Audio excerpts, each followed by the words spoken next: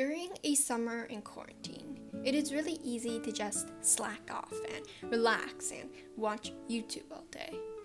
It's easy to not think about the future past the end of quarantine, even if you apply the planning techniques detailed in last week's video, link in the cards. It can be easy to decide to just chill on your couch or bed and watch Netflix all day. Quarantine can do that to people. But are you really going to waste what I believe is the most valuable time of your life? I've always seen quarantine in summer as the most valuable time to get things done. This is because of the abundance of time when you're not committed to be anywhere, do anything, and you could just do whatever you choose. And if you do the right thing, you can change your life within this period of time. Ever since summer and quarantine started, I've been thinking of ways in which I could make the best use of this time, the precise circumstances of which will probably never come again in my lifetime. While I certainly believe I could have done better in some areas, I'm certainly satisfied with the progress made in my life during quarantine so far. To make an example, before quarantine started, I didn't take YouTube seriously, and I would post terrible, low-effort videos, and now I take it much more seriously and take a whole week to perfect a video. I've also found that I love to do YouTube, and I would like to continue to do this potentially as my job. I've also started coding during quarantine, experimenting with different coding languages, and I've found that I love to code, and I've also expanded into the broader category of computer science. I've also committed more to learning Swedish during quarantine, and I found that I love learning languages. So, I dare say that I've made a lot of progress in my life during quarantine. So now, I'm here to help you out to make the most of the remaining time in the summer/quarantine. In this video, I will detail a few ways that you can stay motivated to get things done during this period of time that, once again, is priceless and will probably never come again. Before we jump into this video, don't forget to like and subscribe. Alright, let's get started. The first and one of the most commonly talked about ways to stay motivated is with accountability. Getting an accountability partner to help you through change and support you is really helpful when change gets really hard. They can help you get off your butt when times get hard and can also push you when you need pushing and celebrate your small wins together.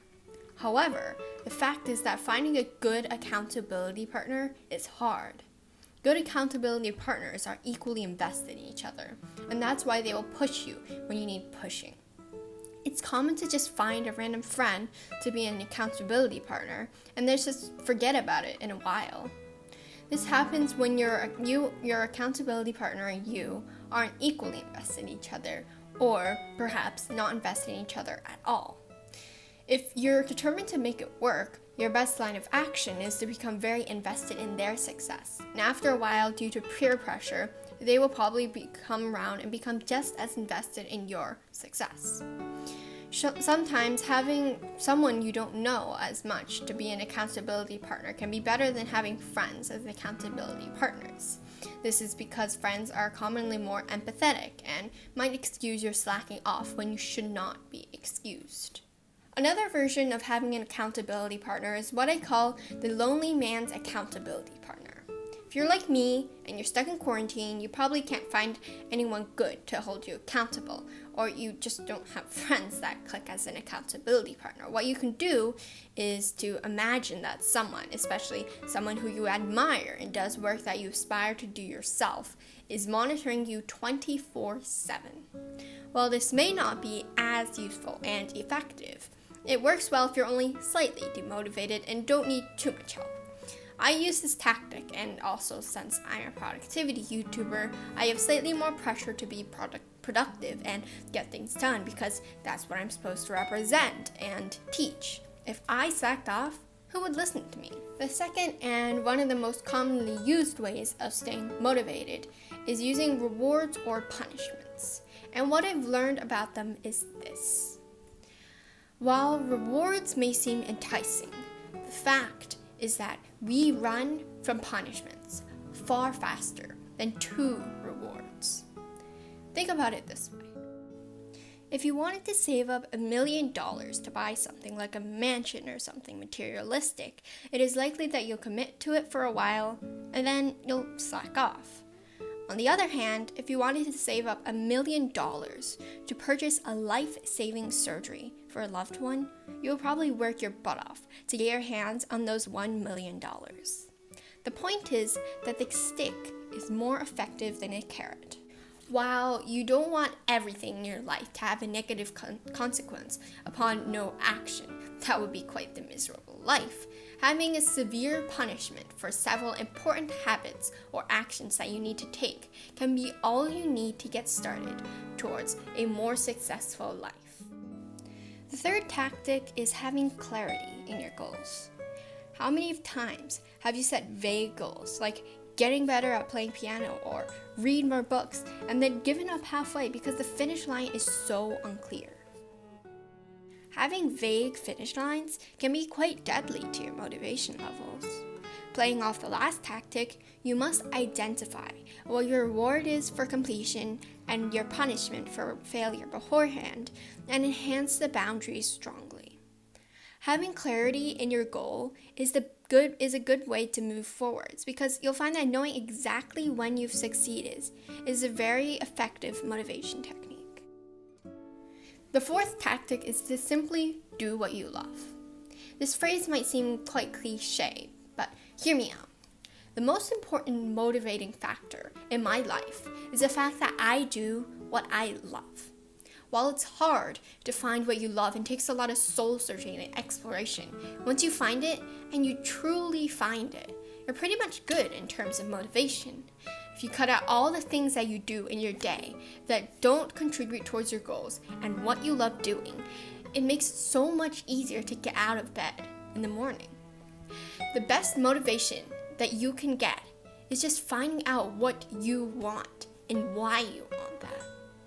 Having a clear intent and having a why is a better motivating factor for me, and I'm certain will be for you, than anything else in this world.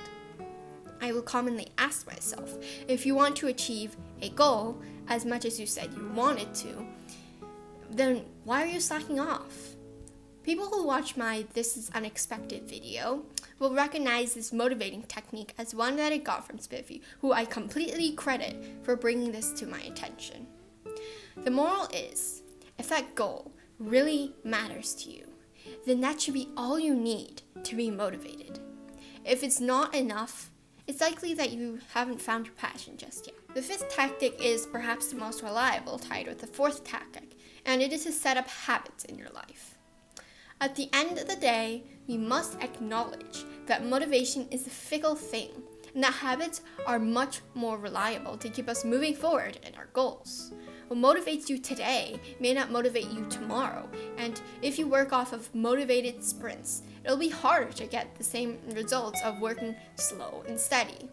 Instead of relying on motivation entirely, you'll want to set up routines and systems and habits that make getting things done easier.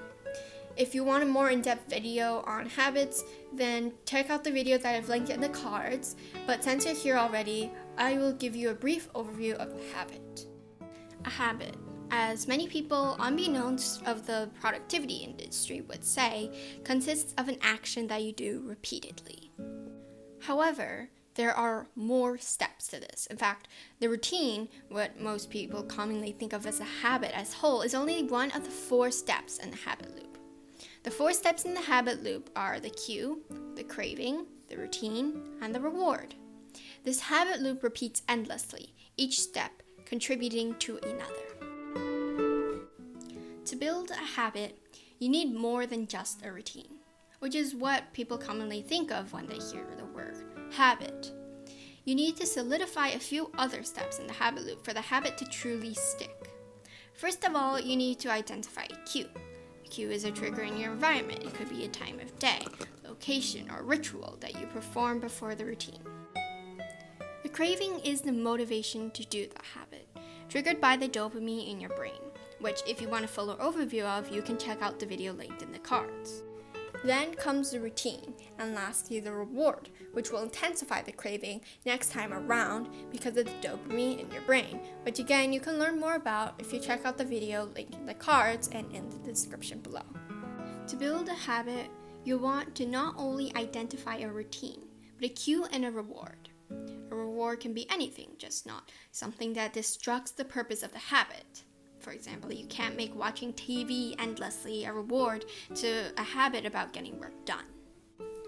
In summary, 5 tactics that you can use to motivate yourself is accountability, using rewards and punishments, having clarity, doing what you love, and making routines that make getting things done easier. While I recognize that it is super easy and enticing to slack up during this time, I urge you to make the most of this time. Instead of watching Netflix, explore what you like to do. Instead of scrolling social media, put in work towards a goal that you've been putting off for a long time due to no time. So thank you guys so much for watching. I'm so grateful for the support I have, and I'll see you guys in the next video. Bye.